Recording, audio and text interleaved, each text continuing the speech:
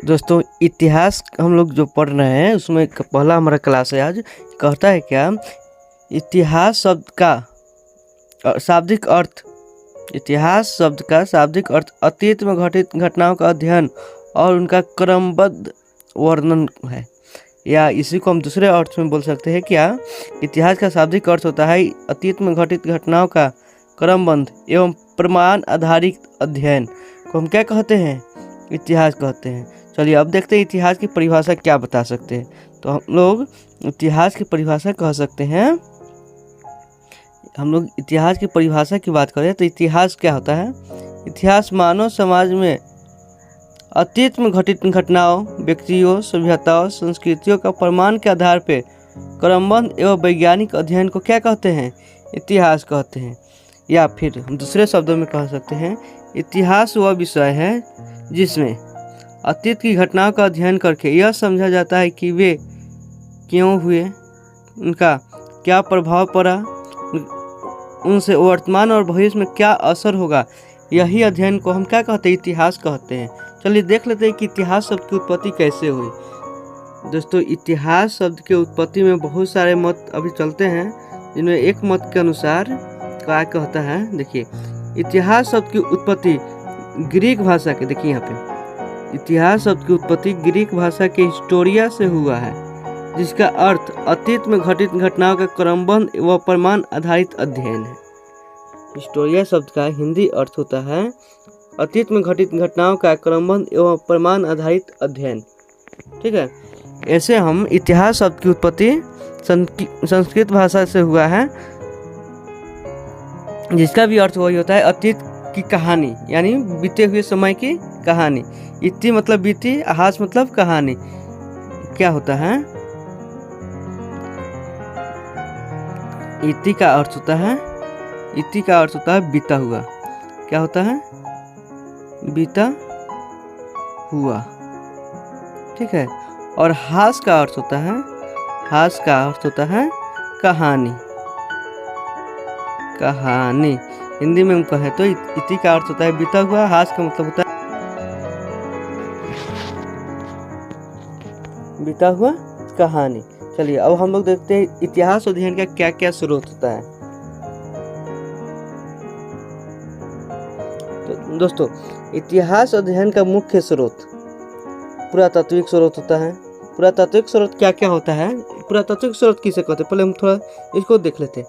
पुरातात्विक स्रोत उन स्रोतों को कहा जाता है जो खास करके जमीन से निकलता है, यानी खुदाई में हमको जो प्राप्त होता है उसी को क्या कहते हैं, पुरातात्विक स्रोत कहते हैं।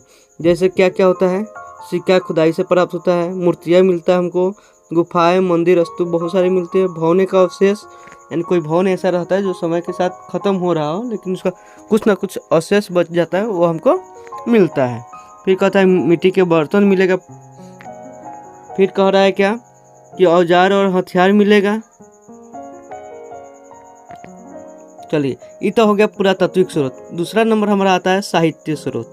साहित्य स्रोत को हम दो भागों में बांटते हैं। पहला होता है धार्मिक, धार्मिक स्रोत। पहले को क्या कहते हैं, धार्मिक स्रोत। पहले को कहेंगे हम लोग धार्मिक स्रोत। फिर से देखते हैं, पहले को कहते हैं धार्मिक स्रोत। धार्मिक स्रोत में कौन कौन आता है, वेद आएगा, उपनिषद आएगा, रामायण आएगा, महाभारत आएगा, पुराण आएगा, बौद्ध ग्रंथ आता है। बौद्ध ग्रंथ में त्रिपिटक होता है, यानी 3 ग्रंथ आता है होगा। जैन ग्रंथ होगा।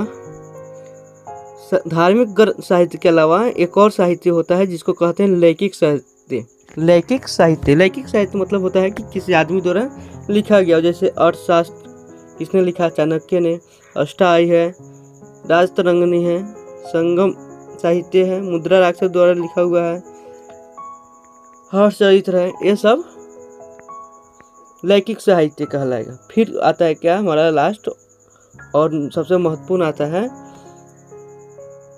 विदेशी यात्री का वृत्तांत, यानी विदेशी यात्री जो हमारे देश में आए थे, उन्होंने हमारे देश के बारे में, हमारे समाज के बारे में क्या लिखा है उसके बारे में पढ़ते हैं। उसमें क्या क्या आएगा, मेगास्थनी द्वारा लिखा गया इंडिका आएगा, फयान आया था उसका लेख मिलेगा, हवेनसंग का लेख मिलेगा, इत्सिंग का लेख मिलेगा, अल बिरूनी का लेख मिलेगा। फिर आता है अभिलेख और मुद्राएं, बहुत सारे अभिलेख और मुद्राएं हमको प्राप्त होते हैं, जैसे अशोक का शिलालेख हो गया, प्रयाग प्रस्ती हो गया, जूनागढ़ का अभिलेख मिला है, हाथी गुफा का लेख मिला है, ताम्रपत्र बहुत सारे मिलता है, प्राचीन काल के सिक्के मिलते हैं, शिलालेख मिलते हैं, अभिलेख मिलते हैं। ये सब क्या हो गया, हमारा इतिहास पढ़ने का मुख्य स्रोत हो गया। और आज की क्लास में हम लोग इतना जाने कि हम लोग इतिहास का जो पढ़ते हैं ना, इतिहास पढ़ते हैं उसका क्या क्या मुख्य स्रोत होता है, यानी किन किन आधार पे हम लोग इतिहास को बनाते हैं। तो इसको हम क्या कहते हैं आज के लिए, द इंड। चलिए हम लोग देखते हैं क्या प्राग ऐतिहासिक काल क्या है। देखिए यहाँ पे लिखा है प्राग ऐतिहासिक काल। तो चलिए ये क्या होता था प्राग ऐतिहासिक काल। प्राग ऐतिहासिक काल वह काल है जब मानव ने लेखन का कला का विकास नहीं हुआ था। जब मानव लिखना नहीं जानता था उस समय को हम प्राग ऐतिहासिक काल कहते हैं। इसलिए इस काल का कोई लिखित इतिहास यानी प्रमाण हमारे पास नहीं है।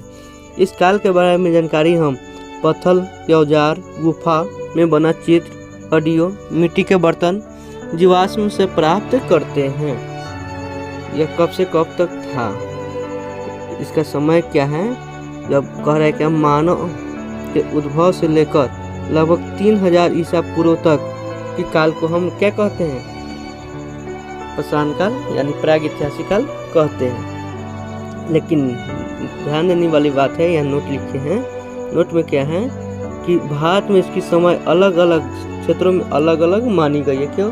क्योंकि जिस समय तक में जहाँ पे लिखने का कला विकास हो गया था वहाँ के तो हम आगे बढ़ जाएंगे, और जहाँ नहीं हो पाया तो पीछे ही छूट गया हम। वही बात है। चलो इस काल का मुख्य विशेषता क्या है, इस काल का मुख्य विशेषता क्या है, इस काल का मुख्य विशेषता है लेखन कला का अभाव। इस काल में लेखन का विकास नहीं हुआ था, इसलिए इसका कोई लिखित दस्तावेज नहीं है। तो उस समय के मानव कैसे रहते थे, तो मानव का जीवन कैसा था, मानव जो था वो गुफा में, पेड़ पर, प्राकृतिक आश्रय में रहता। वो खाना बदोश टाइप का था। किस टाइप का? खाना बदोश। खाना बदोश का मतलब होता है खाना पीना और सोना रहना, उससे कोई काम धाम से मतलब नहीं, खाने के लिए मिल गया, दिन भर अपना फ्री है। फिर तो भोजन क्या करता था, खाता क्या था, तो उस समय के लोग शिकार करना, मछली पकड़ना, फल, कंदमूल, जंगली पौधों को भोजन के रूप में खाते थे। बाद में पशु पालन क्या हुआ, आरंभ हुआ। तो वे लोग शिकार, मछली पकड़ना कैसे करते थे, तो चलिए वे लोग मछली पकड़ने के लिए औजार जैसे पत्थर का, हड्डी का, लकड़ी का प्रयोग करते थे। धीरे धीरे ये औजार विकसित और धारदार बनते गए। फिर अग्नि का ज्ञान हुआ। फिर करे क्या, फिर अग्नि का ज्ञान हुआ। अग्नि का ज्ञान होने से भोजन को पकाना, ठंड से बचना, जंगली जानवरों से सुरक्षा करना आसान हो गया। तो यह प्रमुख रहा हमारा इसका विशेषता, इस काल का विशेषता यह है। अब हम लोग देखते हैं एक और बात जो छूट रहा था, हमारा धर्म के बारे में और कला के बारे में। कह रहा है कि धर्म और कला, दीवारों, गुफा के दीवारों पर बनाए जाते थे चित्र, प्रकृति, पशुओं की पूजा के प्रारंभिक संकेत मिलते हैं। इस समय के लोग प्रकृति का पूजा करना सीख गए थे। ये लोग मानते थे कि इस समय कोई ना कोई देवता भगवान होता है। चलिए अब देखते हैं गुफा में बना चित्र, पत्थर के औजार, हड्डियाँ, जीवाश्म, मिट्टी के बर्तन, मानव एवं पशुओं के अवशेष से हम लोग इस काल की जानकारी इकट्ठा करते हैं और इस काल के बारे में पढ़ते हैं।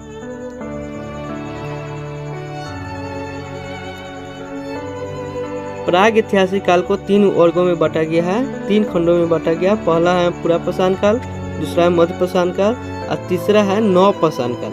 तो पुरापाषाण काल को हम पहले देखते हैं, फिर आगे बढ़ेंगे। और क्या इस समय के यह सबसे प्राचीन समय है, यह सबसे प्राचीन समय है। इस समय के लोग शिकारी थे और खाना संग्रहण कंदमूल पर निर्भर करते थे।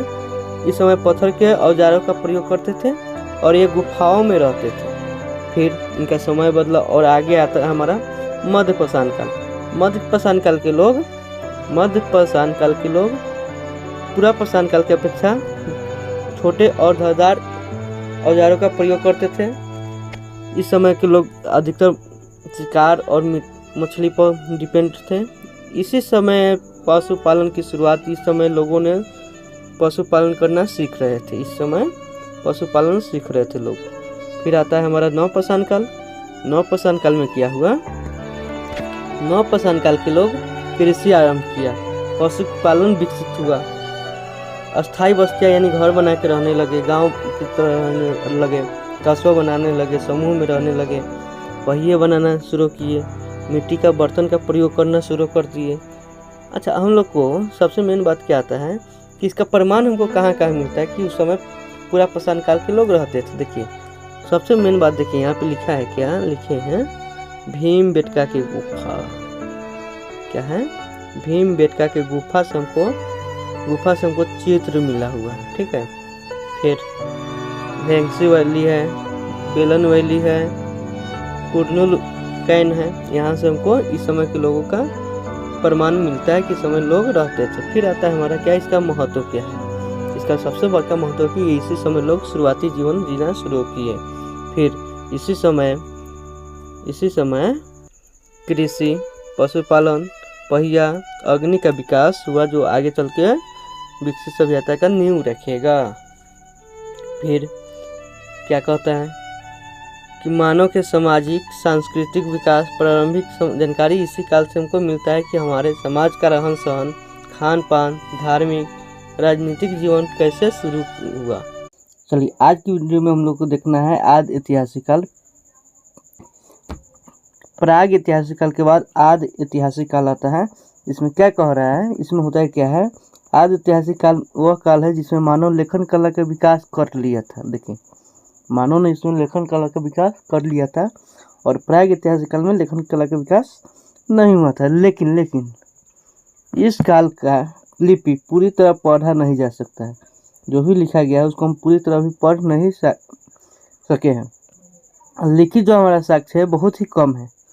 इसलिए इस काल के इतिहास को समझने के लिए हमको पुरातात्विक साक्ष्यों और उपलब्ध अपठित सीमित लिखित साक्ष्यों की सहारा लेना पड़ता है। ठीक है। चलिए अब हम लोग को देखना है क्या कह रहा है यहाँ पे। यह वह काल है, प्राग ऐतिहासिक काल और ऐतिहासिक काल के बीच के समय को आदि ऐतिहासिक काल कहते हैं।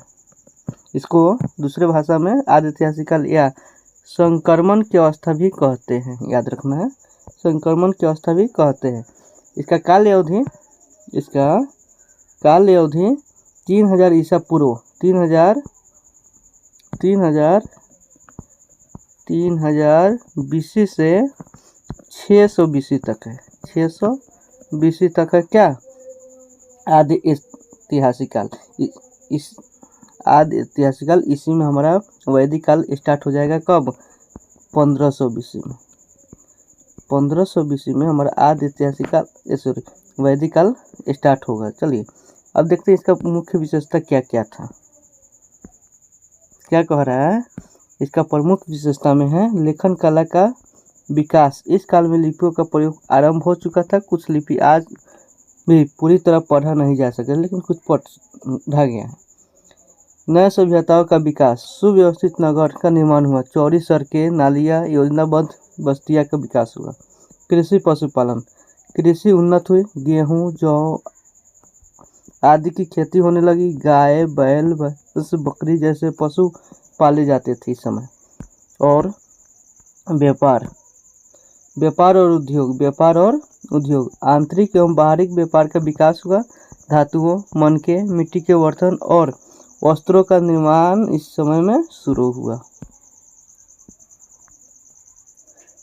चलिए धातुओं का उपयोग, इस समय तांबा, कांसा आदि धातुओं का व्यापक उपयोग होने लगा। इसी कारण इस काल का 12 भाग कांस्य युगीन सभ्यता कहलाता है। सामाजिक जीवन संगठित, नगर जीवन का विकास हुआ, व्यवसायों विभाजन दिखाई देता है।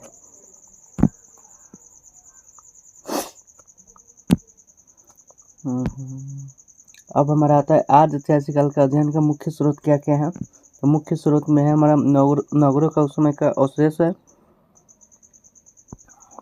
सील है, मुद्राएं है, तांबा है, मिट्टी के बर्तन है, धातु के उपकरण है, मूर्तियां है, अपठित लिपियां है। और इसके अलावा इसका सबसे बड़ा उदाहरण हमको देखने को मिलता है हड़प्पा सभ्यता। हड़प्पा सभ्यता आदि ऐतिहासिक काल का सबसे बड़ा प्रमाण है,